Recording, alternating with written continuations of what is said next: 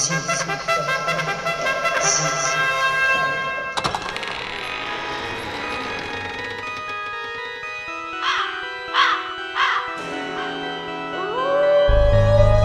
listening to That's Pretty Dark, the podcast where we talk about all of the entertainment that scared us as children and still haunts us as adults. So grab your flashlight and join us as we take a frightfully nostalgic look over our shoulders.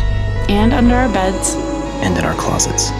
And together we'll realize, whoa, that's pretty dark. Pretty dark.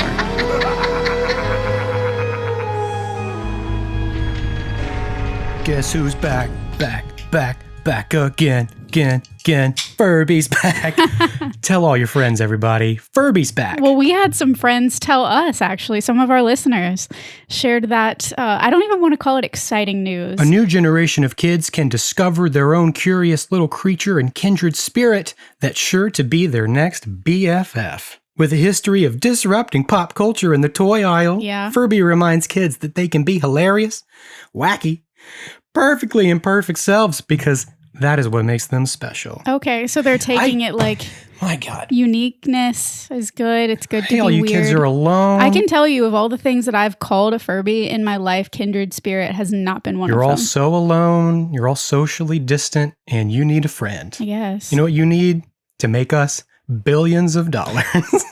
They had to wait just enough time to where the kids that were traumatized by it have grown up to have children that don't know. Yeah. And the parents are going to be like, okay, I guess I'll, let you figure it out for yourself. I'm nostalgic and sad about this, but I'm also jealous because I don't think they're going to be traumatized. Because look, the colors are like purple and coral, and they are cuter. They're way less menacing. Menacing. Yeah. Definitely. And the eyelids aren't going to go like clickety-clackety. They may. You never know. It's creepy as hell. The motion that you just did with your hands, it's uncanny. Like that? It's the same as a Furby. Speaking of uncanny and creepy as hell, you're listening to That's Pretty Dark. Where Christian is the master of the segue. I'm so good. 2 years of this, I have to have learned something. My name is Kalyn. Well, guys, the solstice was last week, so we thought we'd commemorate the arrival of summer by covering what Bloody Disgusting calls the most traumatic episode of Salute Your Shorts, which is arguably the most summertime show of all 90s nostalgia. I personally have only seen like a handful of episodes of Salute Your Shorts, which I'm sure, Christian, is surprising to you because you know how much I just absolutely adore summer camp. You gush culture. Over summer camp, yeah. I love summer camp. Bug Juice is one of my favorite shows. You were sending me pictures last night from you at summer camp. Yeah. When you were a counselor. I love summer camp so much. But, as a very sophisticated, 5-year-old that I was by the time this show was in reruns, because it was coming out, the year I was born. Sure. But by the time it was in reruns and I was a very sophisticated 5-year-old in choosing my entertainment, I avoided Salute Your Shorts specifically because I felt like the whole thing was about toilet humor. What? Yeah, that's just the vibe I had. So I was like, okay, I don't like it. It's not about that, but it is kind of funny since toilets are kind of featured in this episode. Exactly. So then when I came to this episode for the rewatch, I was like, toilet point proven. humor. See, 5-year-old Kalyn knew what she was talking about. That's right, guys. We're talking about the Ghost Story episode, featuring the one and only terrifying Zeke the Plumber. So many of you have mentioned Zeke the Plumber to us. One of our most requested, yeah, for sure. People are like, Zeke the Plumber, WTF. I think part of it is because people that didn't even go in, you go into Are You Afraid of the Dark, you know what you're going to get, right? Yeah. I think to a degree, the things that scared people the most, or not even scared people the most, but it was just the element of surprise of this scary episode. Megan Navarro from the Bloody Disgusting article, that's a lot of what she talks about in her article. And I pulled a few quotes. And she says that horror tends to be at its most effective when we least expect it. For sure. When fear catches us completely off guard. Often, the episodes centered around pranks, camp life, and the dynamics between the diverse personalities at camp. But the second episode opted to go for the jugular, with its creepy slant on a camp staple, the ghost story. And that's a good point, too. The fact that it was the second episode of the series. They just came out like this was an established episode and they were just going to take a risk. This was right there. This was just right up top. We barely know who the characters are. Which I have thoughts on that, too. And we're in a ghost story. I have thoughts on that, too. I'm mad about it. Whoa, I'm going to get to it. We've really been waiting for like the perfect summer break vibes to indulge in some spooky summer camp nostalgia here. I love it. So if you're looking for something to kick off your own spooky summer, you've come to the right place, because our episode tonight is all about the horror subgenre known as summer camp horror. I've been so excited since we kind of conceptualized this. I'm just so excited about it. Me too. I told a few people actually in our emails who mentioned things like this, and I'm like, oh, just wait for the summer. We're going to go to camp. We're going to camp. So it's also fitting that this show and this episode premiered in July of 1991. So this episode's coming out right on time. I like that. I like when we're in synchronicity. Yeah. Well, I was thinking about that. We just missed the 30-year anniversary of Jurassic Park. Oh, man. Just a few weeks ago. But yeah, you know what? We got Zeke the Plumber. So good for us. Priorities.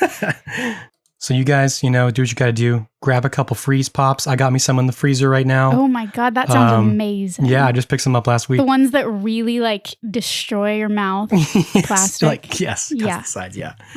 Or go eat you a ton of watermelon. Like I just filled my stomach with wish watermelon. that I could have the watermelon. I think, guys, I've discovered a watermelon allergy. Not surprised. Not to make it about me and my medical drama, as it always is, but Not surprised. that's really putting a damper on my summer so far. I love those summer pumpkins. Or if you guys want to get drunk, you can take a sip every time we say the word summer or camp or summer camp. Because it's going to be a lot. Perfect. You guys are going to have a good time. So the IMDb summary. Budnick's ghost story gets campers believing in a ghostly, dream-invading custodian who uses an accursed plunger to suck secrets out of kids' heads.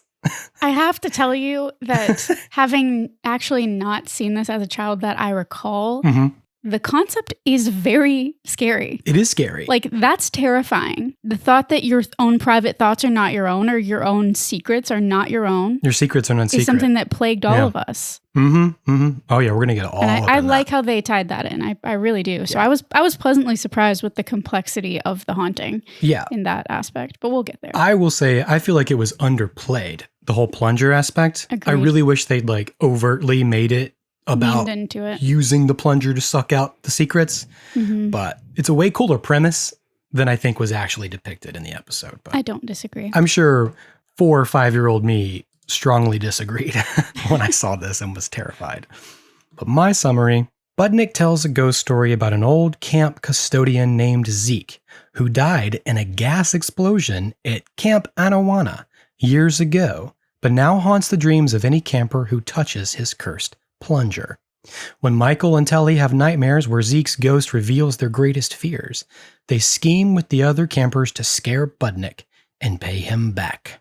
And this episode was written by Steve Slavkin, the show's creator. Nice. And it was directed by Jefferson Kibbe. It seems like the kind of thing that he made the show to be able to do. You know what I mean? A ghost story episode? Yeah, kind of a haunted episode. I feel like this was in his wheelhouse from the get-go. And being so iconic, it's only fitting to give the show's history its own due. I absolutely agree. Briefly. Let's do it. Salute Your Shorts lived in the glowing early 90s era of children's afternoon programming that served as a prelude to the Nickelodeon Golden Age, airing alongside and leading up to other Nick classics like The Adventures of Pete and Pete, Clarissa Explains It All, Oh yeah. Doug, Rugrats, Ren and Stimpy, Rocko's Modern Life, and our beloved Are You Afraid of the Dark? Just to name a few. It puts me in a really good headspace hearing all of those names it just feels together. so good. I know.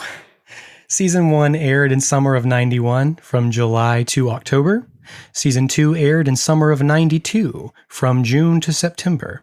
And reruns, like you were saying, aired until 1999, which is how we would have watched this show.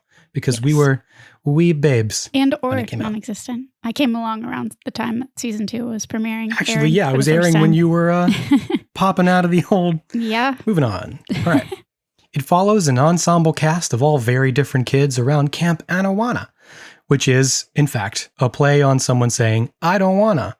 So if a name like Camp Anawana and a concept, and the concept of saluting your shorts like a flag on a flagpole isn't a dead giveaway, this show was a situational comedy that was focused on the sorts of antics that a group of strong-minded and iron-willed children might get up to around a relatively poorly run summer camp. You can say that again.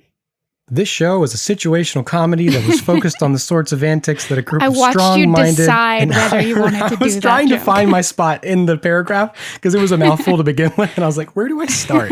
I know it was a mouthful. That's why I said. Oh, man. I'm really practicing. I'm putting in the what I've learned about breathing techniques Impressive. on this podcast. Man, I need to learn about breathing techniques. And it was based on a humor book called Salute Your Shorts, Life at Summer Camp.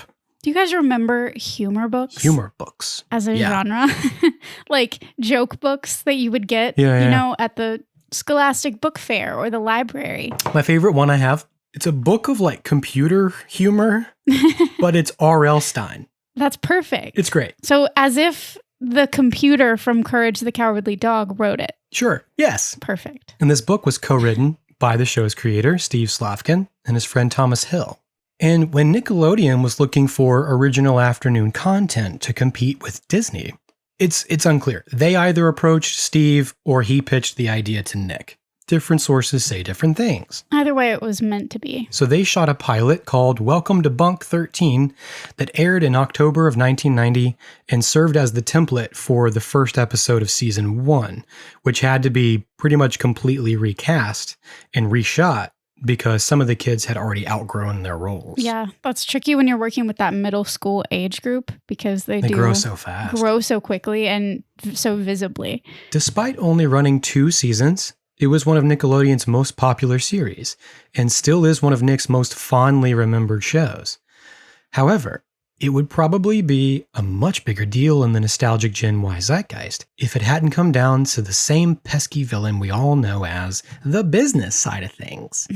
The money, the bureaucracy. It always gets in the way, doesn't it? Most places online say the show was canceled because the main cast, or more likely their parents, didn't want to relocate from Los Angeles to Orlando to film seasons 3 and 4. But the question is, why did they have to? Yeah. This is because Nickelodeon's parent company, Viacom, wanted them to reduce their overall budget so MTV could fund production of their new little show called Beavis and Butthead. Whatever. And budget restrictions like these are partially why Nick was also known for underpaying its child actors. But also why Salute Your Shorts ultimately fell apart. That sucks. See, when Nickelodeon refused to give the cast raises for potential 3rd and 4th seasons, Steve Slavkin, in protest, walked out of filming. And Nick never budged, so Steve never returned, and they finished filming the 2nd season without him. About 2 weeks worth. I really hate that. And then to tighten up the budget further, Nickelodeon decided to move production from a soundstage in Los Angeles to their studios in Orlando. The cast was reluctant to move, and with Steve gone, the show just no longer made any sense, and so it was canceled. Yeah. Just wasn't enough glue to hold it all together. Wow. That's tragic, really. But almost thanks to its short run, it now lives as a cult classic in the hearts and minds of 90s kids everywhere, making its most notorious bit of nightmare fuel feel much more like a fever dream than something we actually saw on television. Mm-hmm. The plunger-wielding emotional sadist, Zeke the Plumber. It feels larger than life, like you're probably going to get into, because it kind of came out of left field. We weren't expecting it. And then, especially when it was first airing, you really only saw it that one time. Right. So it was kind of a, did that really happen? The meat of this episode begins when Dr. Khan tells campers over the loudspeaker, "This is Dr. Khan. Tonight's activities will be a terrifying ghost story about Camp Bonawana history, or bingo in the rec center. First prize is a box of licorice." First prize is a box of licorice. I love it. And Dr. Khan's voice is heard over the loudspeaker for the run of the show. And it serves as both humor and exposition when necessary, but the reason we never meet Dr. Khan is because he's voiced by Steve Slavkin. Perfect. Steve said there was really no genius or purpose behind Dr. Khan's presence other than needing to add time to episodes that were a little bit too short. That is the opposite problem that most people have in TV. Can you imagine DJ McHale hearing that somebody had that problem? I know, he'd be like, what do you mean? What do you mean? You didn't How? have to cut 45 minutes off of your 20-minute episode? And that night, everyone gathers around the candlelight as Budnick tells them the story of Zeke the Plumber. A long time ago, there was a guy named Zeke. He used to clean out the toilets here at camp, but the smell didn't bother him because, see, Zeke didn't have a nose. Perhaps the scariest thing about him. Perhaps. When he was in the army, he got his nose bit off by a parrot in the Philippines. One day, Zeke's outside digging a hole, like you do, and he hits a pipe. A gas pipe. Because he couldn't smell the leaking gas, he makes a big mistake and lights a match, like you do. Right. Boom! Zeke was a human party popper. And besides part of his upper lip, for some reason, all they ever found of Zeke was a toilet plunger. And this ain't your dad's plunger, kids. Because your dad's plunger probably doesn't have a curse on it. I hope not. You never know. And they say old Zeke the Plumber's ghost still walks around Camp Anawana wearing a big ugly mask to cover his scorched face, looking for his plunger. And anyone who touches it will be haunted by Zeke in their dreams. As we will soon see. As we will. This image, the visual of Zeke, who Zeke is on screen, this really helped me to break it down in the story and to realize, because for years I've just seen that image and I haven't fully processed what's happening in the image. So prior to his death, his nose was bitten off by a parrot. Yeah. So he was injured. No more nose. So he was scary looking already. He was already scary. And then he got scorched. He exploded like a party popper. Yep. So the reason that he wears a mask in addition to that issue with his nose is because his face is scorched. So I was just very confused. He looks a lot like the train conductor from the Haunted Train. Yeah, from Hey Arnold. And I just never quite understood the layers to the story. So hearing it again really, gave me some perspective on that. That'd be why. Because I thought, just in my adult perspective, looking at the photos, I was like, why did his mask have to be like that? Yeah. Why does he look like that? Yeah, which that's what kids were thinking too. And when Budnick revealed the plunger during his storytelling, it was touched by both Telly and Michael, who are now cursed to be haunted by the ghost of Zeke the Plumber in their dreams. But before we get to those, I want to talk about the protective rituals in the girls' bunk. Oh, yes, we have to. I thought it was so fun. So good. It was just such a fun scene. So good. So thanks to Budnick, it's a spooky night in the girls' bunk. Dina is straight up practicing apotropaic magic by forming a protective barrier around her bed using a tube of toothpaste. You use what you can. While Zizi is trying to comfort Telly. I mean, think about it logically. Why would Zeke the Plumber go around stalking kids? He got his nose bit off and he's dead. How's that? We'll come back to that later, but I think that's really funny. I love when shows are just like, I don't know, just because it is. Hey Arnold does that a lot too. What do you want from me? And you're just like, oh, okay. Yeah. At least they acknowledged it. But about the protective layer of fluoride toothpaste. Oftentimes, a magical barrier like this is made with a line of salt, which we see depicted in shows like Supernatural and movies like Hocus Pocus. All the time. Yep. There's a vast history there that we will look deeper into one day, perhaps sooner than later. But the general idea of salt being protective comes from its qualities of disinfection, purification, and preservation. But, like you said, you use what you have, and Dina doesn't have salt. She has toothpaste. What are you doing? Oh, well, I read that there's something in toothpaste that keeps ghosts away. How? Well, I'm not sure, but it's something 4 out of 5 doctors recommend. Which doctors? Exactly. Witch doctors from the islands of Lumbago. Witch doctor. Witch doctors. Really great. Really funny. And lumbago is a medical term for lower back pain. Got issues with mine. But she learned all about this in a book called A Girl's Guide to Ghouls. Girl's Guide to Ghouls. I want that book. If it existed in the 90s, I would have 100% had a copy. If this was a show now, you'd be able to buy that as like a journal, like a notebook or something for sure. Yep, it'd be on the front. Listeners, you guys are crafty. Yeah. Kalyn wants A Girl's Guide to Ghouls. We need it, not just me. All the girls but need all the it. girls. We'll put it in our merch store whenever we have one. Perfect. But this book also says if you don't want to be haunted at night before you go to bed, spin around once, spit in your hand, and slap yourself in the forehead. Because, then it becomes obvious that the whole thing is kind of preying on the, reader, essentially. Yeah, right. This is the most ridiculous thing I've ever heard. I'm going to sleep. Fine. You believe what you want, and I'll believe what I want. But I'm going to go to sleep much better knowing I've got full fluoride protection.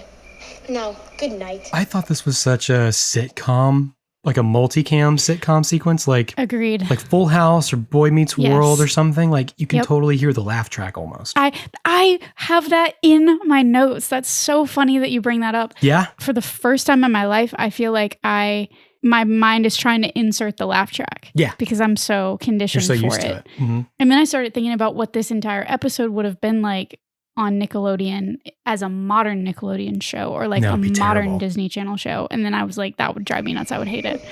And then we have the return of the joke a little bit later What was that?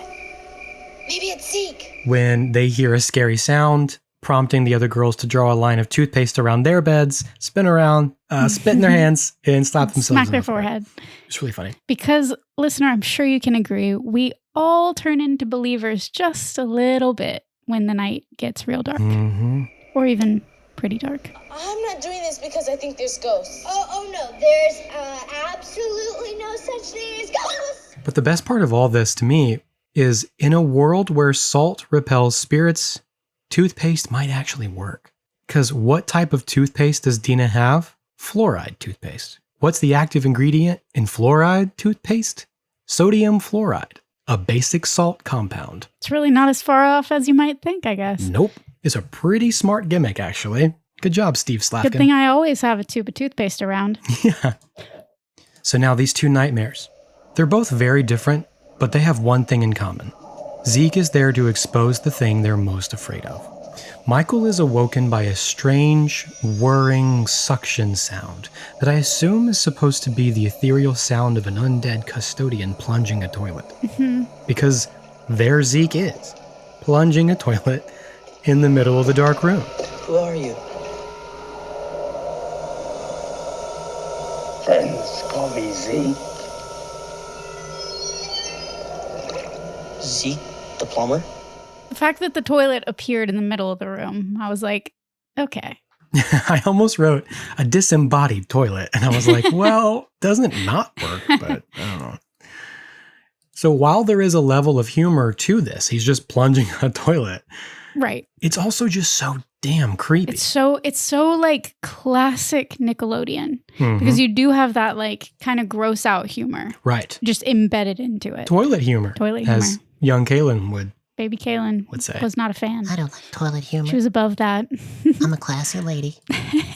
Zeke is dressed like anyone's grandpa, with his overalls and his flannel shirt. Absolutely. But he's talking to us from the uncanny valley itself, wearing his rubbery old man face mask with a bandage covering his bloody nub where his nose used to be, and large black holes where the eyes should be. As Megan Navarro puts it, for a certain age group, Zeke the Plumber remains one of the most traumatic figures from childhood. Our listeners can attest. Because Zeke represents fear itself, he pulls a stuffed animal from the toilet bowl, a dripping, soaking wet stuffed animal, Hey, does this look familiar? implying that this toy, Harry the Hippo, is what clogged the toilet.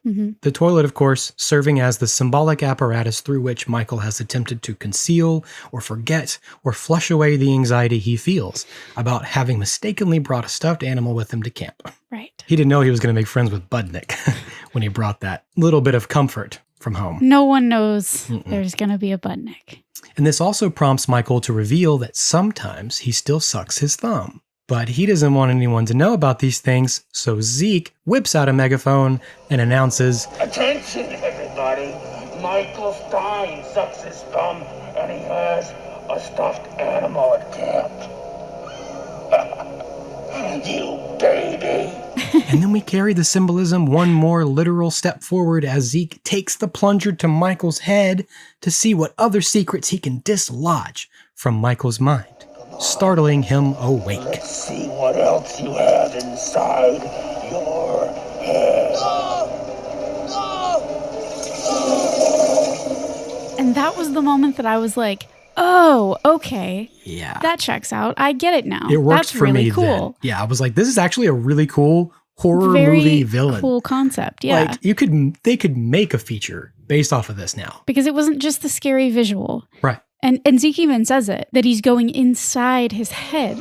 That's where you keep all the things you don't want anybody to know about. Right. Combining like the scary visual with plunging out all of your darkest secrets for the world to see. All the shit. Such a cool premise. It's such a cool idea. I would venture to even say that the premise is more haunting than the visual. Oh, yeah. Far more. Uh-huh. Mm-hmm. As haunting as the visual was. And then we have Telly's dream. The next day at breakfast, we learn that Telly didn't get much sleep.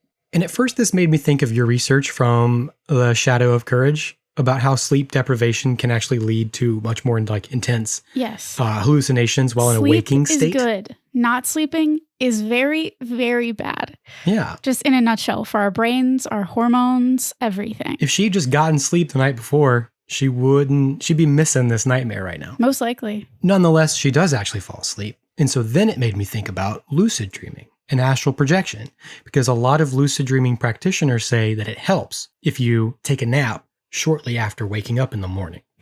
Like beta brainwaves and such. I don't know. I'm not a scientist. But even when like not trying to lucid dream, I will say that some of my most intense and elaborate dreams have occurred in that like early morning state where I've woken up, but then I've fallen back asleep. Then I have really intense and vivid dreams. Wow. I have not confirmed this with any sources, but I was always told that all of your dreaming that you remember throughout the night is taking place in that like hour window right before you wake up. What about all the dreams you have when you wake up in the middle of the night? I don't know. But you're about to wake up. Your body is physically waking up. So it's like before your body wakes, I don't know, but before your body wakes up is when all the dream stuff happens in your brain. And so I always pictured it as like it's happening within a very short amount of time compared to how long it feels like you're dreaming. Huh. Is that like, do your nightmares wake you up because they're scary or because they were going to wake you up anyway because you were about to wake up? I always took it as because your body was going to wake up anyway. Oh. Physically in your body, you were preparing to wake up. So your brain put together a whole bunch of stuff in your head about what it feels like to be awake. Or that's the same thing with like sleep paralysis.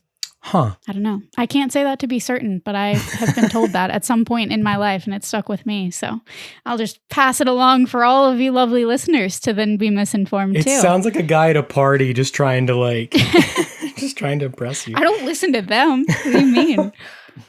Well, all this may be what happens to Telly, because this is when she encounters Zeke the Plumber, thanks to a good bit of subliminal assistance from Budnick, whispering in her ear, Zeke the Plumber. Zeke the Plumber. Who are you? I'm Zeke the Plumber. I'm the custodian who grants you wishes. Well, Telly's greatest wish is to play professional ball. So he takes the plunger to her face and grants her wish in a very labyrinth, but also very 90s example of be careful what you wish for. Very, very 90s example. Transporting her not to any kind of ball court or ball field, but to a ballroom with an overhanging crystal ball. The worst nightmare. I have to go to a ball. We're at a ball. There's a ball. So let's have a ball. And here we have the classic 90s internalized misogyny. Yeah, we do. There was a character in every sitcom practically that espoused exactly this belief. I think every single one, yeah. And we've seen this time and time again, even in things that we've talked about. A rampant idea that being girly, or she calls it a priss, right? Yeah. Is somehow bad or lesser than. And it's always presented in this really condescending way. Every time. Really, I can't think of a time when it was promoted as like fun or good, honestly. I can only, maybe it was because I identified with the tomboy. No, I really don't think it did. It was kind of always a negative light painted on like the rich, but it's usually because they're like rich and we're like, rich girls and men in suits are bad. There's that, but it's still the like the debutante thing, which that's, yeah. I have different feelings about that, I guess. Right. But the whole girly, dancing, ballet, pink idea. Yeah. It was always condescended. And I, as a child, bought into this hook, line, and sinker. Hook, line, and stinker. And honestly, this would have been my worst nightmare back then, too. I would have been exactly like Telly. But not just because of preference. I think preference plays a role, and it's okay not to like either side of things, girly things, whatever. Right. It's okay. But beyond just the media and boys that I knew constantly telling us that femininity was like weaker or lesser than, the 90s and early 2000s also bred this special kind of like, I'm going to call it a devoted tomboy. Okay. Which is what I was. I like it. Because we were kind of, we were dedicated. It's a new archetype. It is. And it's not new, man. It's 30 years old. The devoted tomboy. We're dedicated to like unknowingly upholding all of these like patriarchal ideas, really as many as possible. Yeah. And we were like the champions of these ideas, maybe even more so than the men and boys. I don't know, because when you looked at like Mary-Kate and Ashley, like Mary-Kate was more of the tomboy and then Ashley was more of the girly girl. She wore blue and Ashley wore pink. Yeah. I remember being like, I like Mary-Kate because she's not so girly. Hey, exactly. And that's what the guys in my life were telling me too. They were saying it's way cooler to, be a tomboy, not wear makeup, play sports, whatever. Yeah. So I bought into that exactly for those reasons, not even realizing it. It's all the latent just homoeroticness of the guys. Just, we need our girls to be more like boys. I feel like there are like a billion more channels we could go into on this. But it was presented as a good thing, I guess, for us tomboys at the time. It was plastered across all of our like Gap and Limited 2 clothing, saying that girls are tough and girls can play sports. And I think this was well intended for the most part. Like, I understand what they were trying to do. They were reminding girls of the molds that we had begun to break out of in this era, kind of breaking down those walls. Mm-hmm. But for myself and clearly some other girls like Telly, it had unintended consequences. I feel like in its attempt to break those barriers, it almost kind of darkened that dividing line. You're either a tomboy or a girly girl. Mm-hmm. It made that distinction very clear. And I felt a really intense pressure to pick a side, basically, which I don't know why it was this way, but this is just kind of how I felt like it was presented. You had to either sign up to be a tomboy, and that also meant shitting on everything girly, the way the boys did. Like, that was part of the gag, right? That was part of the gimmick. That was part of the character that you were adopting. Yeah. And meanwhile, ballroom dancing is basically a sport within itself. Yeah, it totally is. It's more athletic than anything I can do, to be fair. The number of arguments we had in school, like, is cheerleading a sport? Are gymnastics sports? It's so dumb. It's like, just because they're feminine or they have feminine qualities or more females participate in them does not mean that they're not just as athletic. This was my whole world growing up doing sports and stuff. Yeah, exactly. This was all the dynamics you're talking about. And I'm very familiar. It's important to remember that it isn't good to be masculine or bad to be feminine. Right. And I think that might be the mark that some of this messaging missed at the time. Mm-hmm. Well-rounded people in societies integrate and interplay masculinity and femininity. Right. Like, everybody has both. I certainly do. Whether or not you want to hear that or think about it, it's a fact. It's true. Mm-hmm. And this isn't to say that we're the first generation with tomboys, obviously far from it, but I think that this tomboy movement in the 90s and early 2000s really took prominence in the media. And while I do love that underlying idea that you don't have to conform or like perform your gender in the classical way, which is kind of what they were trying to say. Be feminine. And honestly, at the time, I was glad to hear it because it aligned with my preferences. I liked the color blue. I liked sports. I liked tech stuff. Right. Things that were branded as being for boys. Right. There's the problem. So it opened a window for me to say, okay, yeah, I'm a girl, but I like all this boy stuff. Mm-hmm. Where in reality, I think a better message, and maybe one that we're getting to now, thankfully, is that colors and toys and hobbies and interests don't have gender. Exactly. Yes. They just don't, actually. And you can have preferences without picking a side. And especially, even if you do feel compelled to pick a side, especially without condescending or writing off your own or another gender entirely. Right. The way that it's done so often here. You can be yourself without putting somebody else down for what they like or believe in. Right. There's just no Let need people for it. like things. Let people like things. That's one of Things our are other good. messages, like main messaging from this podcast I would like people to hear is that let people like things. That's right. You don't have to police what people like or think that they should or shouldn't, Yeah, totally. And not only that, it was almost still teaching girls to truly be part of this club. Not only did you need to like basically shit on the other side, but you needed to abandon your own femininity altogether. Mm-hmm. It was telling you like, okay, you don't have to perform girlhood in this like fluffy, frilly way. Yeah. Which, great. Okay, not everybody wants to. But you still did need to conform and put yourself into one of the two boxes. Yeah. That part was still weirdly You had to necessary. be one or the other. And it was very, stuck in that binary way of thinking. Yeah. And while we're on the subject, while I'm on my soapbox, another interesting side effect of this, and please tell me if you can relate to this, listener, if you're a contemporary of, the tomboy movement, is that as I started to like age and get older, I felt almost unable to grow or like shift my preferences because I had built an entire identity playing into I hate pink girly stuff. Mm-hmm. That was my identity as a person somehow. Yeah. And it was so much my personal brand that I felt like a hypocrite when I wanted to start wearing makeup eventually or like have my hair done at the sleepover. It's like a change in identity. Yeah, you're like... Yeah, I couldn't ask for those things. I couldn't show interest in those things. Yeah. And that, honestly, that led to me feeling like I got a really late start at that kind of stuff right. later on, which was its own kind of embarrassment of like, well, I haven't been doing this since I was 5 like everybody else, so I don't know what I'm doing. Yeah. You're the girl who like puts on her own makeup and like smears the lipstick all over. Like you see a little girl doing that usually, but you're doing it at like 17. I was. I'm not even kidding.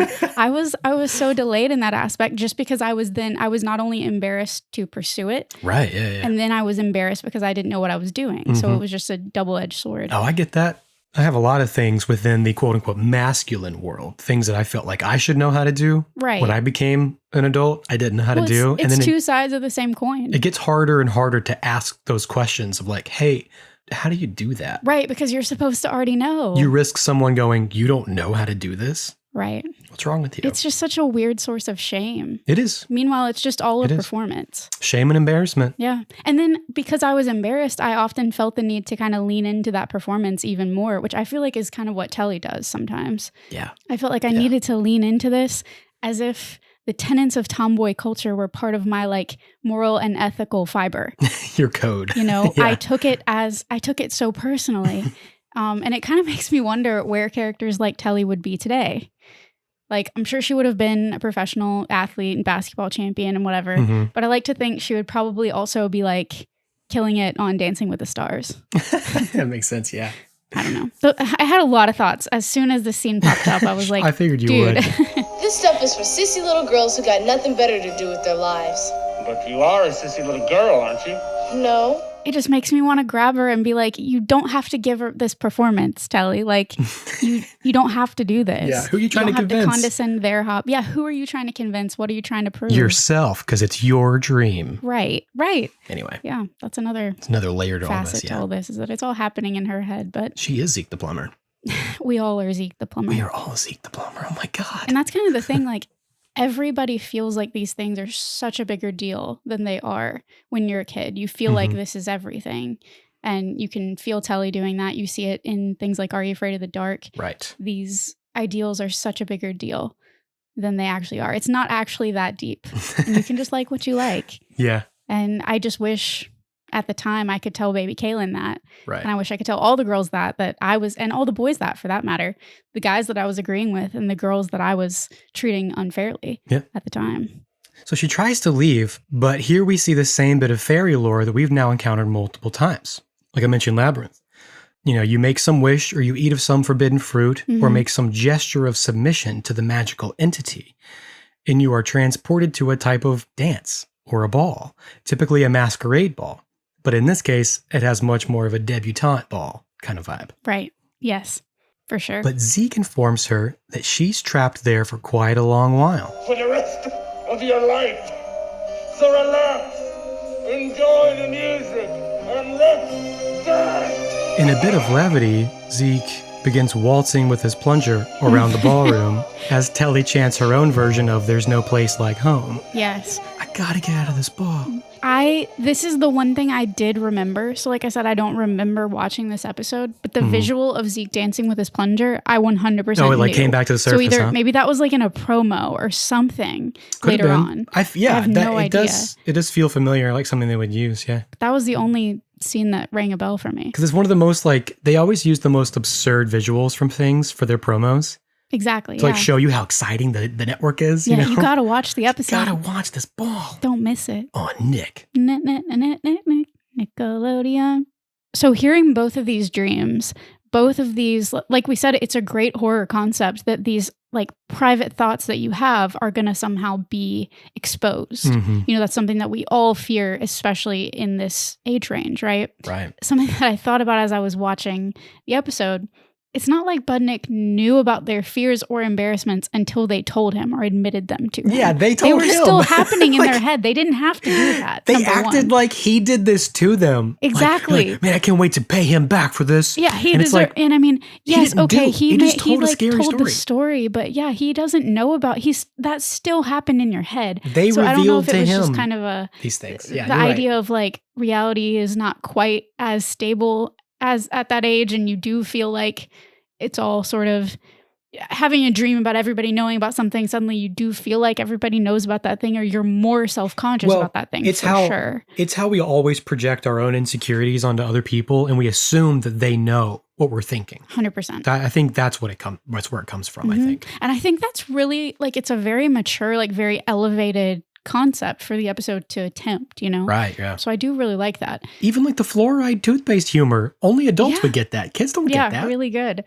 But related to this age range, again, I feel like it's also really smart to comment on how fear and embarrassment can be synonymous, especially at that age. Oh yeah. In middle school or as a preteen. It's a lot of what I talk to my therapist about is afraid of being embarrassed in public. But I think a lot of us have, I mean, the classic dream is what, like, you know, going to school in your underwear. Mine was like, going to school in my glasses and forgetting my contacts. I always had, y'all, and I mean, this, I'm not even going to say it's TMI because we really need to normalize these conversations. Oh, let's hear it. I'm But excited. I always had dreams about getting my period in class or something. You too? Yeah, right?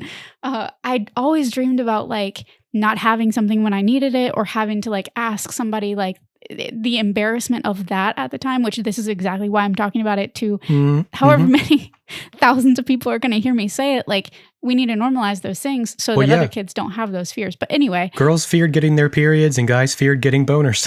Yeah. Right in front of class. Yeah. It happens. It's that whole, the embarrassment factor of that is so deeply tied to our fear. And as we kind of move forward in the episode talking about summer camp and horror, I really want to keep exploring that tie, because I think the hormonal, like, coming of age, puberty tie-in to all of it comes up again and again and again. And a lot of that has to do with us just being embarrassed of like being human in society.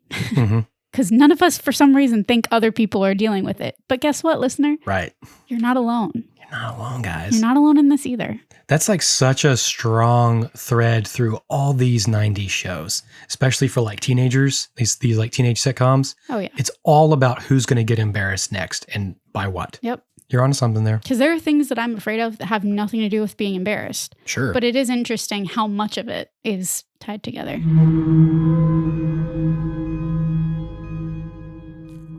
Eat that popsicle. Oh, Eat it. my Get teeth. that brain freeze. Oh, yeah. We just took a break and I just went and got me a freeze pop. He was making me really jealous until he said that he thinks the flavor is grapefruit. I was like, it's pink flavored. And then I was like, well, actually, it might be grapefruit. Tell me, listener, if you ever had a freeze, not like a popsicle, I guess, like the one that you hold with a popsicle stick, but a freeze pop. In the sleeves of Have plastic. you ever had one that's grapefruit? Because I don't think I have. And then you can drink the juices at the bottom. But the only good one to do that with was the blue one. Yeah, I had a blue one earlier. It was really good. Oh, I like the blue one and the green one. And I thought I liked the pink ones, but green is fine. I don't think that I do. I also haven't had these since I was very young. This is my first summer back to the freeze pops, guys. Wow, I haven't had a freeze pop. Yeah, I can't even tell you the last time. So the premise for Zeke is clearly based on Wes Craven's Nightmare on Elm Street and Freddy Krueger. And when Budnick mentioned Zeke haunting their dreams, I was already thinking this. But then ZZ says, What is this guy, the Freddy Krueger of custodians? Boom. yes, ZZ, quite so. There's always been a lot of debate about what sort of entity Freddy Krueger actually is, and it changes over the franchise. But for anyone who has largely steered clear of the slasher horror genre, the facts as we have them from the original few Nightmare on Elm Street films is that Freddy is a dream demon and can appear in your nightmares with a will of his own. And if he kills you in your dream, you die in real life. Yeah. Specifically, He's the malevolent spirit of a child murderer who himself was murdered by the parents of his victims when he got off on a technicality. Mm-hmm. So just using Freddy's dream-haunting characteristics as inspiration for Zeke is one thing, but outright naming Freddy Krueger feels like something else entirely, because it would immediately conjure images of this frightening horror movie villain that can kill you in your sleep. Yes, that's pretty dark. And this is afternoon children's programming on Nickelodeon. Well, the thing is, too, to Folks. consider, would kids watching this have necessarily seen Nightmare on Elm Street? There's no guarantee. I was just about to say, kids at that age were totally familiar with Freddy Krueger. 100%. Okay, back up. Remember how I was 5? I was familiar. I watched Nightmare on Elm Street when I was entirely too young to watch it. I was probably too. like 10. I was younger than 10. Wow. No, I watched it way too young. I watched it on TV, so who knows what version. Yeah. I mean, it was a censored version for sure, but they still knew who he was. They knew the name Freddy Krueger, I think. They would have, yeah. Because also, I don't disagree. mid-90s. I was just playing devil's advocate. Sure. I mean, Freddy's advocate. Freddy's advocate. I don't know. Ooh, I'm not an advocate for Freddy. Me neither. Go off that guy. I don't remember a time when us kids didn't know who Freddy was. Yeah. It's the kind of thing where if you were at a sleepover and somebody said the name Freddy Krueger, everybody was instantly on edge and primed for some spooky walk around the neighborhood or, to watch whatever scary movie their parents let us rent for the weekend. If I'm being honest, when I was that age especially, I got Freddy Krueger, Jason Voorhees, and Michael Myers all kinds of confused in my head. I could not keep straight which villain went to which franchise. Well, because they're all so could similar. not do it. Because they're all similar. They all came about in a similar time frame. They did. Also, most of them prior to my birth. So Mhm. by the time I was kind of coming to know horror as a genre, or especially slasher films, I couldn't keep it straight. Right. I wonder if anybody else has that experience, because everybody else references it just one off. Just, I think Freddy was the one that I knew best, because that I think was the one that haunted me the most, because the dream thing definitely got me. It's weirdly like he was the most... He's kind of the most inappropriate for kids to be familiar with, but he's also the most like marketable and like, accessible. Visually accessible for like kids to just know who Freddy Krueger is. I don't know why. The others feel more brutal, but when you compare them, he's the most brutal. Yeah. I don't know. Because you can't control like when he comes at you. 1, 2, Freddy's coming for you. Mm-hmm. So I'm torn between thinking it's pretty dark that they would outright say Freddy Krueger on the show and thinking it's inevitable.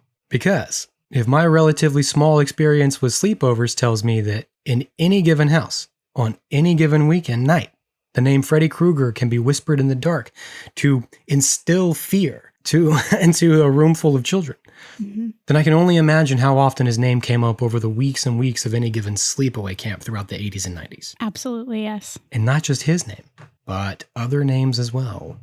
And this brings me to some of my favorite research. I can't wait. Summer camps and the horror genre. Guys, we've been talking about this for a couple days. We actually watched Friday the 13th together in preparation for this. Yeah, we did. Last night. This felt like such a summertime conversation. I think it's so cool. We had to fully indulge. I'm going to watch more. Yeah, we couldn't talk about Zeke without talking about the other summertime scaries.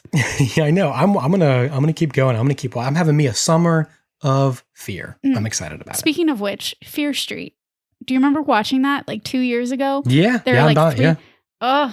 It was the perfect like callback to that. Mm-hmm. And it came out like every 2 weeks. It was so good. Highly recommend that if you have not seen it. Fear Street is so if good. you're a fan of this stuff. That was our peak summer of fear. Our peak summer of horror.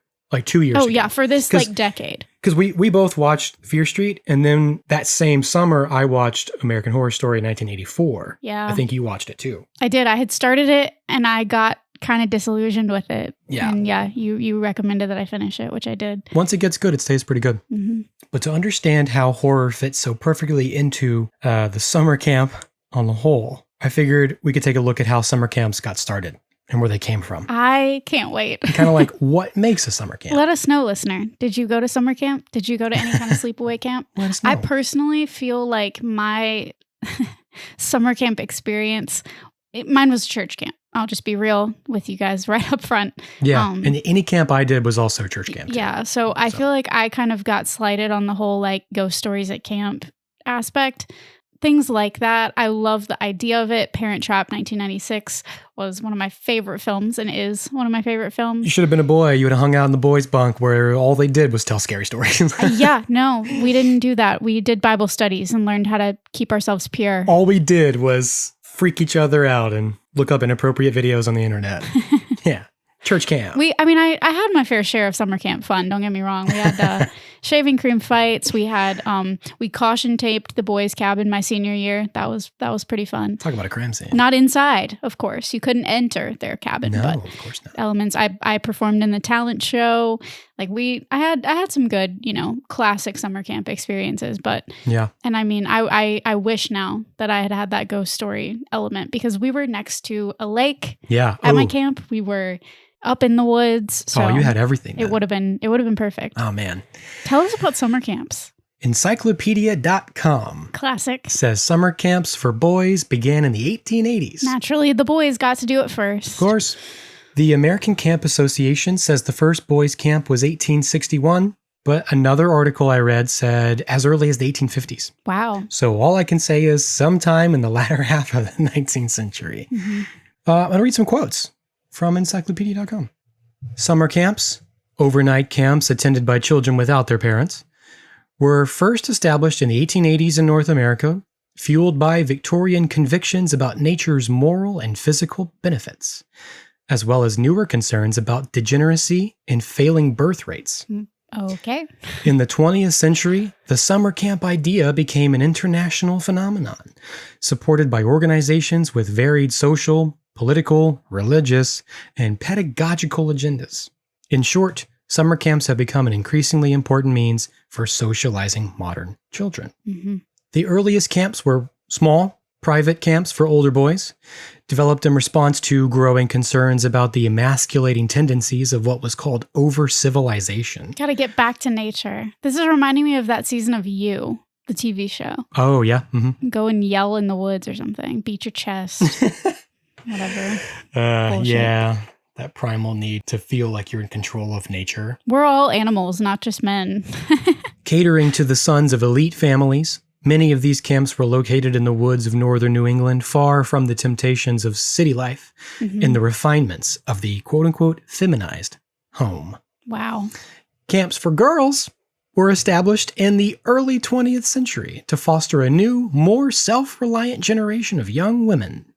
And the American Camp Association says the first camp to admit girls was Camp Airy in 1892, but by 1902, it was exclusively a girls' camp. We took over. So they were like, boys are gross, girls are nice, we're a girls' camp now. Thank you. Pretty cool, actually. So one of my earliest exposures to the idea of summer camp was the original Parent Trap film. And of course, I was born in the 1990s, but that film came out in 1961. And it was, taking place at a girls' camp, as was the remake in 1996. But one of the interesting aspects of it that I found was that in that film, there was like a sister camp and a brother camp. They had a what's the word I'm trying to say? Segregated? They were segregated into two separate camps, and then they had a corresponding boys camp where they would do dances and events with the other camp. Oh, but I see. The camp itself took place totally separate. That sounds like it would have been like if they did like a Mrs. Maisel like prequel season. Yes, it when sounds she like went to girls' camp. Yeah, girls' camp. That'd be a fun season. Just one season, one off. That would be amazing. Get someone to play her Amy, anyway. Palladino, call us. Hey, we have ideas. We have ideas. I will go ahead and say here, I tried to find when boys and girls camps became commonly like integrated. Co-ed. There's no hard year. There's no hard thing, because some places they're still separated. There's still boys and girls camps, right? Sure. Yeah, that still exists. My best guess is it was sometime in the 60s, maybe the 70s, because we need boys and girls to go to the same camp so that we can have our slasher genre. Right. We're not all to that yet, but that's an important point to make. Friday the 13th, it's the counselors, not necessarily the campers, that are the stars of the show. So camps came in all different shapes and sizes, such as the early YMCA camps that were pseudo-militaristic. But generally speaking, they all served to not only socialize children, but to strengthen their bonds with both nature and their own spirituality. Yeah. And this eventually led to the creation of Boy Scout camps and Girl Scout camps. And it's also why there's usually a strong theme of embracing Native American motifs, aka cultural appropriation, Right. and playing generally tasteless games like Indian and the White Man. Oh, wow. We've all seen the Addams Family Values, have we not? We have, yes. Where the Camp Chippewa camp counselors put on the whitewashed play of the historically inaccurate First Thanksgiving, which the quote-unquote savage Wednesday Addams practically burns to the ground. Yeah, as she should. And there's also a history of white campers dressing up in blackface for minstrel shows. So, yes, we do have the privately funded camps for privileged white elites and middle-class whites to thank for perpetuating a great deal of racism in this country. Gross. By slipping in the poison with the sugar and teaching white children that white supremacy is just as natural as nature itself. Disgusting. Boom. Hate it. And I noticed Hate it this when we so watched... much. Can't even stand it. We watched my Friday the God. 13th last night. One of the first things you see at the camp is the big totem pole. Yes. And then there's the scene where the guy's in the headdress dancing Oh, around yep. pretending to be an and Indian. the cop calls him Tonto, Mhm. like we talked about in Phantom Cab. Exactly, yes. That comes directly from using all these Native American motifs At camp. to entertain white Ugh. people at camps. That feels icky. We harp on things like this, but I wanted to mostly point this out so that when you see it in all these things that reference, camp culture, and you see the Native American motifs, you'll know why. Mm-hmm. Man, to just go from like murdering them all to embracing their culture Right. No. just kind of No. makes me sick. So, Can't do that. And yet they did. for amusement purposes. Yikes. So no wonder so many white teenagers get slaughtered in these movies. The circle of life. Another quote, whether serving boys or girls, camps offered a range of activities, survival skills, nature study, arts and crafts, calisthenics, swimming, and a range of other sports. The evening campfire was the setting for theatrical entertainments, songs, and storytelling. And as we know, it's around these campfires that many a ghost story is told. I looked for some like summer camp staples, like ghost stories that would have been told, scary stories. Yeah. Okay. But I was surprised and also a little bit like comforted by finding that it's really just all the same urban legends that we all know and love and that we've talked about a good bit on the podcast. Yeah. I mean, I guess that makes sense. So if you've ever wondered about the connection between summer camps and horror movies, then look no further than Screencraft's article called Why Are There So Many Summer Camp Horror Movies? By David Young. And the subtitle is Summer Camp is all about canoes, campfires, and creepy machete-wielding maniacs. That's right. Now, since we're talking cinema history and the origins of the summer camp horror subgenre, it's important to note that the specific horror doesn't need to be slasher. No. Zeke the Plumber is not a psycho killer, just a malevolent spirit. Mm-hmm. So it can simply be a ghost story. And often is all the time, really. More and more now. In life, more so than on the screen. But yes. However, the slasher film is where it all started. Inspired by the 1960s and 70s masked killer murder mysteries of the Italian film genre known as giallo, American slasher horror films brought fear and trembling to the American summer camp with a slew of B movies from the early 1980s. It's like a movie. It's a B movie I wondered show. which of us was going to quote it first. I wish it had been you. I'm glad it was you. It all started in 1980 with the release of the very first summer camp horror film, Friday the 13th, which is still considered the best of them all. I get why. Me too. 1981 gave us two films, Madman, 3 guesses what that one's about. I bet it's about a madman. You might be right.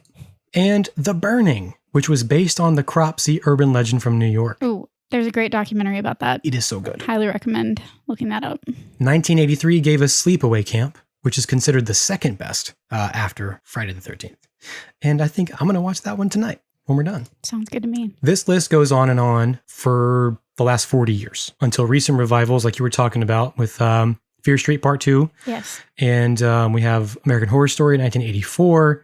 And there's very recently They, Them, which I haven't seen yet, but I heard I haven't is seen pretty that good. either, but I've heard good things too. And also, we've read that there was no like true inspiration for Friday the 13th. Yeah, we looked it up. Nothing like in real life that they pulled from. You found that. I was surprised, honestly. Yeah. I mean, I'm glad. I'm glad that there wasn't anything. it's good. Or the creators at least have said that there was not a real life inspiration. That's the party line. Yeah. But I'd venture to say that it is just the same classic urban legends. And I think that's where they were coming from. Like, a summer camp killer sounds like an urban legend to me. It does. It feels like a ghost story, but many classic urban legends do have that like masked killer like trope. And honestly, it all kind of eats itself. It's an Ouroboros kind of in a circle, because what would be scarier to tell at camp than a story about a killer at camp? You know what I mean? 15 years ago, a bunch of campers were murdered here. Exactly. I wouldn't be surprised, like, even if it's obviously not a real life story, and thank God, but Yeah. if it is a real life ghost story that somebody heard when they were a kid at camp, you know what For I mean? all we know, they just went to camp and they heard, that was a story they heard. And he just said, I'm making a movie about it. It's hard for us to say that, just being the age that we are, because by the time we were at camp, the slasher genre had almost come and gone. Not that it's ever really gone. Yeah, when we were kids, they were just talking about the movies that were made That were already about made. these things. Prior to the movies, We were talking though. about fiction. Well, Right. Hollywood fiction. We were talking about Hollywood fiction, but prior to those movies being made, it just makes me wonder if those kids that made those movies grew up hearing these urban legends. stories like that. Stories like that, yeah. So why is the summer camp such a perfect setting for horror? What makes a summer camp so vulnerable Yeah. to this kind of thing? I had so many thoughts on this, especially while we were watching Friday the 13th. I know I'm not saying anything super profound here, but putting all of this together in a big stew, it makes perfect sense why slashers and horror films gravitated toward a summer camp setting. And for starters, it's because it's full of teenagers, Right. usually. It's the first time that many people are getting a taste of independence. There's the homesickness, but there's also this lingering and really all-encompassing feeling of uncertainty and unknown. You're right. And the unknown is where a lot of our deepest fears and insecurities live, because we don't know how to predict the outcome. And of course, like, these camps are usually run by teenagers who are like slightly older than the campers. Right. Or, young adults or whatever. But no real adult supervision, no parents, obviously. How many times do we talk about the latchkey generation and how most of the shows and the movies we talk about wouldn't even be possible if there were a bunch of adults around? Nope. Like, the summer camp is almost the epitome Yep. of that scenario. It's that scenario in life. Quintessential example of teenage, freedom and vulnerability. One of the quotes is, horror often relies on people to make uninformed or rash decisions. You don't say. And no population is more prone to uninformed and rash decisions than teenagers. Truth. Sorry, teens. He blames this on like hormones, bad parenting. I think the point he's making is that teens are typically smart enough and old enough to think they know what to do in tough situations, but they don't have enough life experience yet to truly know what to do. For sure. So they're sort of forced to be adults and grow up really quickly, or you're going to die. Very high stakes stuff. But I would also throw in the teenage desire for independence and the need to prove oneself. Definitely. Couple all this with feelings of invincibility, and you've got a second point, that teenagers take risks that older or younger people might not take. And then simply group dynamics. I can't tell you how many times I've heard some adults say, the more boys in the group, the fewer brains they have. I couldn't agree more. I was always it's so true. frustrated. Totally true. Because my individual guys that I knew were so different compared to the group of guys as an entity. And I am singling out guys. Girls are guilty of it too. Yeah. But it's not about gender necessarily, but it's that idea that in a group, it's the group think. It's the, we're going to go with whatever this idea is, even if it's bad. Everything changes. And nobody wants to be the person that speaks out against that or steps a toe out of line or stands out when the whole, goal as a teenager usually is to fit in. Yeah, because he says, like, when teenagers get together in groups, like, basically you just have a lot of drama and nonsense. Cliques, alpha males and whatever. And like people are forced out of the popularity contest, like you were saying. And that can either make them vulnerable or make them a hero in this like slasher, film genre. To be a teenager at camp, you feel like, the world's at your fingertips almost. Yeah. And that can be really bad, it turns out. That independence. And like, when it comes to slasher films, it isn't just romantic or sexual relationships that can get punished. It can be any kind of relationship. Like, as soon as you form a strong attachment to some person, they're going down. And what is summer camp if not forming strong attachments? That's the whole idea. And then he talks about the summer camp setting, namely the obligatory large body of water Yes. and the claustrophobia of the surrounding woods. Right. Because who knows what's going on in there? Yeah, he says the truth is that the woods and adjacent mysterious bodies of water produce the fear of the unknown in many people. There we go. What's out there in those woods? What's swimming right beneath my toes?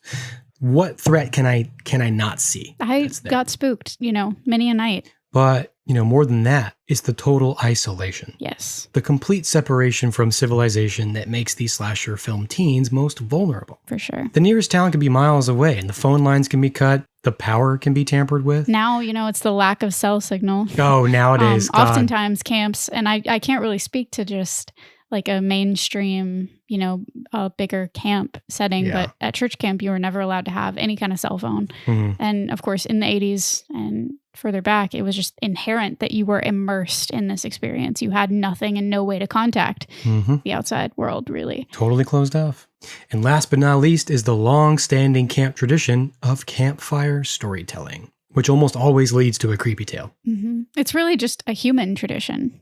This is what we have done Absolutely. since the advent of fire and flame is gather around it and talk to each other. And this is a perfect construct for horror because that tradition keeps a ghost story plot device from feeling forced or trite, even when the legend turns out to be true. You can suspend a lot more disbelief around a campfire. hmm And this is the exact summer camp horror trope that they were going for in episode 2 of Salute Your Shorts with Zeke the Plumber. A legend that proved to be true, if only in their nightmares. So what I also have noticed about, scenarios where we see ghost stories being told, it came up in Full House, another 90s example, where they told the legend of Cropsey at camp. They were telling these ghost stories on that show, and I think very oftentimes in life at camp, counselors who, like you said, were only a little bit older than the campers themselves, were using ghost stories as a way to keep the kids in line, kind of scare them into submission, keep them in their cabins, keep them in their beds. Absolutely.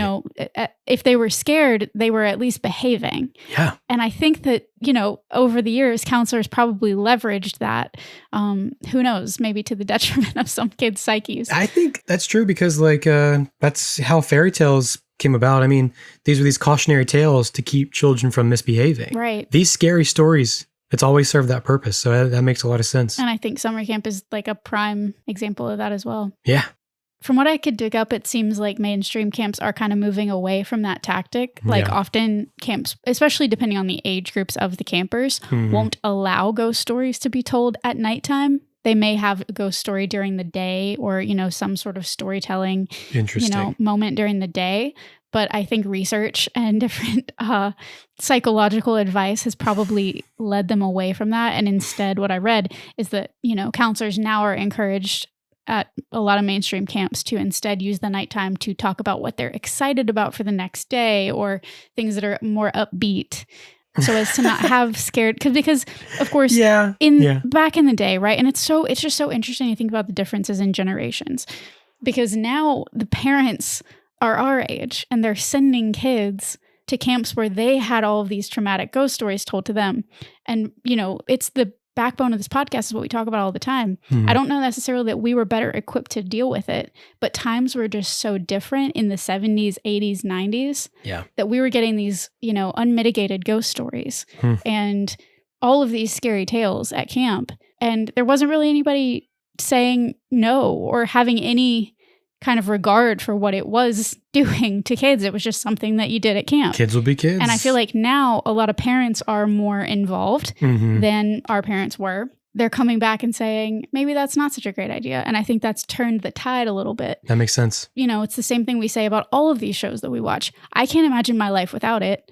I love the idea of a campfire ghost story. Same. And I would be sad to have not had that idealized idea of it as a kid. Right. The Are You Afraid of the Dark? I loved that concept. I wouldn't be who I am if I don't think I'd be who I am either. I'd be a very different person. But who knows what kids today are going to turn out to be. With their Furbies Their colorful Furbies.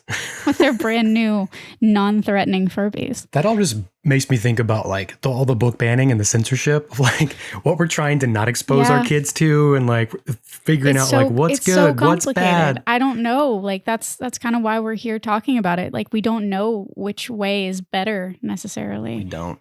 I think kids need scary stories. I think we need ghost stories. Maybe not for like to control or to like. I think the intent matters to a degree with something like this. Yeah. I mean, they may not get scary stories in a camp setting, but they're getting it. Like they're going to sleepovers. They're sharing spooky videos online. They're reading creepypastas or whatever kids do. Kids are going to be creepy. They're going to find ways to be creepy. It's part of being a kid. Kids are creepy.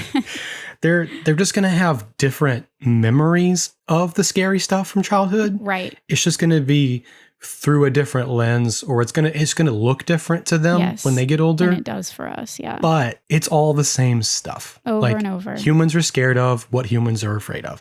And that's it. Yeah. It's just the cyclical thing that it's always going to be there. Absolutely. It's the same kind of killer, just a different mask. Ooh, nice. Thanks. And I think there are a lot of people our age that think about this stuff in terms of like really hating it and being traumatized by it and not wanting to look at it at all.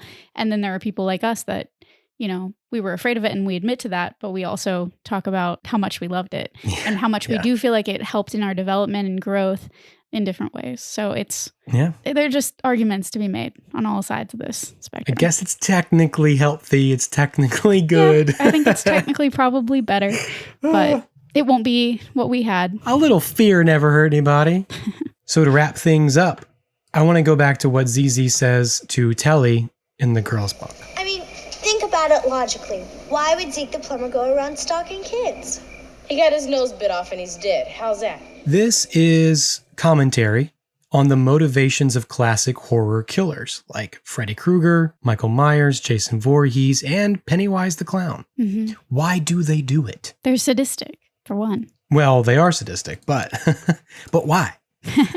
Because in seeking to inflict pain without a clear reason, let alone a justifiable one, these supernatural monsters and slasher movie killers represent one of the most common fears of the collective unconscious, the unpredictable chaos of the universe. Yeah. But here's the thing about Zeke the Plumber.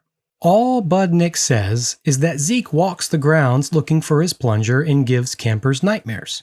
It's ZZ who takes that concept and immediately evolves it into Zeke's ghost stalking kids. So in this way, we already see the true effect of the ghost story taking root. The telephone. From one head to another, the story and the idea changes just ever so slightly. Just how urban legends are born. Bingo. But because Budnick is a perfect bully, he fully intends to use this ghost story as a weapon against the other campers, to frighten them so he can embarrass them and make fun of them.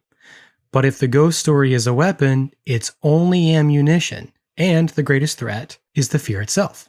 However, the reason fear is so powerful is because it uses a kid's most powerful asset against them, their imaginations. Fear plants its seed of terror, which takes root in the mind and grows as quickly as we let it, by feeding it and watering it until it becomes a very large and difficult monster to slay. Mm-hmm. So the episode ends up taking a predictable 90s turn toward the flipping the script on Budnick and their collective effort to, pay him back with a good scare. The pranking. Which also naturally fails in the most 90s way possible. But I think it would have been really cool if they'd stuck with Zeke and the rest of the main cast. I know. Exploring what each of them was most afraid of and how and why it affected their characters in certain ways. Ultimately revealing that we're all the same deep down, fears, insecurities, traumas, etc. You're never really alone. I think that it was implied a little bit, you're not the only one that has a stuffed animal still, even though he ends up throwing it away, which I'm here to tell you, don't throw away your stuffed animals, kids. You're going to want those later. Don't do that. Don't do it. It's not worth it. You can't throw away your childhood. But I think to make the point I was trying to make, I do think they were trying to do that.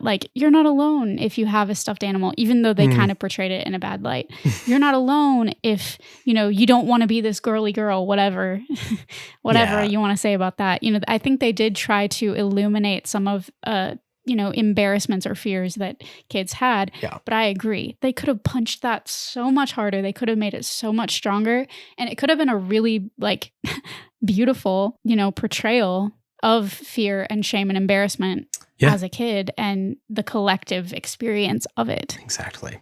I tried to write that note a dozen times and I couldn't get it right. But you just said it perfectly. I don't know if I said it perfectly. You just said I it spent perfectly. a lot of time thinking about it after the Me too. episode. I was like, this is Me too. It's really smart. And if you guys want proof of how cool this could have been, look no further than Vecna from Stranger Things. Yes. He is this. He does. is They this. do You're so right. with him what we wish Zeke the Plumber had been back You are in so correct. 91. Yes. He's a masterful compilation of all these same iconic horror villains that we're talking about. On purpose. It's what they meant to do. With an emphasis on nightmares and the feeding on the revelations of our most painful memories, right? Yes. It's on purpose. You're right. He's pulling Nailed it. from these things very intentionally because they're geniuses and blah, blah, blah. Will never be that great. Duffer Brothers. But then you look at Vecna and you're like, but this was a sitcom in the 90s. So It was it's a like, 90s sitcom, and how well could they have really, executed it? I think they could have done it in a very Full House kind of way, but they could have done it. Mhm. They could have done it. Especially because it was the second episode. And my God, what a better, you said earlier, we don't know the characters yet. It's episode We 2. don't know them. There's no better way Yeah. to get to know the characters than to use this nightmare thing to reveal each of Who their they individual are. fears. And I think they were going for it, but they only had 20 some odd minutes. So I know. it was good though. I mean, I really respect the attempt, and I really commend them for having this like forward thought, as they were just starting out on a new, series. I could see the network being like, What? you want to dial that back just a bit? I've read, I don't know if it's true. I don't know where the truth is or where the fiction is, but I've read that some of the sequences were edited, in reruns, or perhaps that it didn't rerun as often as the other episodes. Wow. So I could see that. I do think that it made its mark. And I think that unlike a lot of other of the shows that we cover, I think somehow the network heard about this. They got some sort of feedback. I could see them doing an edit for the rerun and making it slightly less traumatizing. Because you don't have to look at him for that long, Not really, yeah. And I mean, just base level. They did it for the visual, but they could have done the same concept on just an old plumber that kicked the bucket at camp. You know what I mean? Like they could have just glossed over the fact, because he died at camp in this scenario anyway. Right. So they could have just said this plumber that died at camp comes back and haunts kids, and then done the same thing without the messed up face. They just had to add that extra layer of ugh. They were going for the burn scars of Freddy Krueger. Yes. But they couldn't show the burns. Right. So you give him a mask. But the mask makes him that much creepier. As is the case with, all of those villains. Which is, I have thoughts on like when they meet Zeke in their dreams, they're not scared of him. Right. They're So just interacting with him. They had to make choices to dial back the fear. Because if they'd been like so scared of him, if the kids had been super, super scared, that would have amped up. other audience members Exactly. would have been so much more It sets terrified. the tone. And as a kid, you whether it's conscious or not, you do take a cue from the reaction of the other characters in the scene. You do.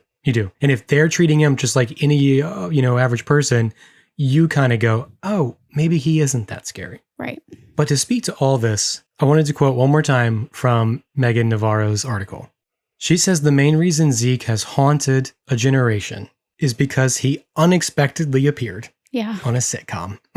Yeah. Like you said in the first 3 minutes of our episode today. Whoops. But her quote is, for the target audience, Zeke the Plumber's appearance was unexpected and terrifying. The mask, the unassuming outfit, and the gravelly quiet voice instilled actual nightmares for the generation that watched this infamous episode in 1991. Or 96. A boogeyman that appeared out of nowhere and disappeared just as quickly. I do like that. But yeah, now Zeke haunts all of us. Yeah. And thank you to all of our listeners that have been letting us know how much this affected you. I think this is a really fun idea to explore in general. I love the summer camp concept. I love a spooky summer. We're here. You guys taking shots? How you doing? Yeah, you guys better take care of yourselves. Drink some water. Taking sips. Excessive heat warnings. There are really just a few takeaways from this for me. Number one, Again, don't throw away your stuffed animals. No. Just don't do it. There's no good reason for that. Ruffles are absolutely superior. I don't care what anyone says. As a chip, Yeah, we didn't way even. better. We You didn't gotta even watch the get to episode. like the. You gotta watch the episode to understand it. That's okay. I'm just saying, Ruffles are better. Yeah, they It's are. okay to be wrong if you disagree. Those are my thoughts on the subject. He needed the ruffles because he needed the crunch, Kalyn, not for the flavor. I didn't even say anything about the flavor. I just said they're a superior chip. Texture, appearance. Sponsor us, please. All right, Ruffles. That was another funny thing. I was like, I wonder if this was pre-Ruffles trademark, because they literally say Ruffles, not like waves or whatever. Yeah, I don't know. Who knows? It was a good time, though. Yeah. Cross my heart, hope to die, stick a vegan pizza in my mouth. Vegan pizza. You have to have vegan. I figured I would tell you that I have freeze pops, and you'd be like, they have this thing in them that I can't eat because I have. I this really hate that I'm specific-" that kid. Did I become that kid? I became like allergy kid. Yeah. I wasn't that way as a child. Guys, you know me now. I feel like I have evolved quite a bit as a person, but everything else in my body has deteriorated. You've evolved mentally. For sure. A more well-rounded, personality. But I wish I could just be baby Kalyn again for one day and stick a pizza in my mouth. Not vegan. Yeah, dude, I wish you could. Last thing I have is that, do you know where the word plumber comes from? No, where? The Latin word for lead was plumb bum. For what? The Latin word for lead? Lead. Like pipe. Like lead pipe? Yeah. Okay. Yeah. The symbol for lead is PB. Ah, For plumb bum. plum bum. So that's where plumber comes from. I never would have guessed. I'm glad I was able to teach you something. I learned so much here today. Wow. Listener, please share your favorite camp. Even if it's not spooky, I just love summer camp. Tell me about your favorite summer camp experiences. Tell us about your favorite summer camp ghost story that you heard at summer camp. Maybe we'll even have an opportunity to read some of those. That'd be great. Maybe even over on our Patreon. I don't know. I'd love to. I think that would be a super fun summer activity. So let us know. Please share. I'm down for that. Summertime trauma, summertime sadness. Sad girl summer. Also, we need to shout out our new patron, Jessica L. Heck yeah. Thank you, Jessica, for Thank you. supporting us. We always say this. We are intending to put more content on our Patreon. It comes and goes in waves, just The as our wanting comes in waves. energy and ability does as introverted, busy millennials, workaholic millennials. But rest assured, if you support us, we see you and we love you. Hope this got you guys in the right spooky summer mindset. And if it didn't, go watch the episode or go just turn on an episode of Bug Juice. Or a number of old Goosebumps episodes are set yeah. at summer camp too. There's Mary Kate and Ashley, The Case of the Haunted Camp. Ooh. I'm pretty sure. Little teaser Yeah. for maybe later in the summer. I'm working on it. I'm thinking about it. It's a mountain to climb. I've threatened for 2 years to do a Mary Kate and Ashley episode, so we'll see if that pans out this summer. We'll see. If you want more spooks in your life, you can go to patreon.com/TPD podcast. Or you can find us on your social media platform of choice. That's right. The TikTok, the Instagram. And we have, what is it, That's Pretty Dark 53 Podcast. other episodes? Oh, you yeah. can listen Oh, to? God. 53 other episodes to listen to.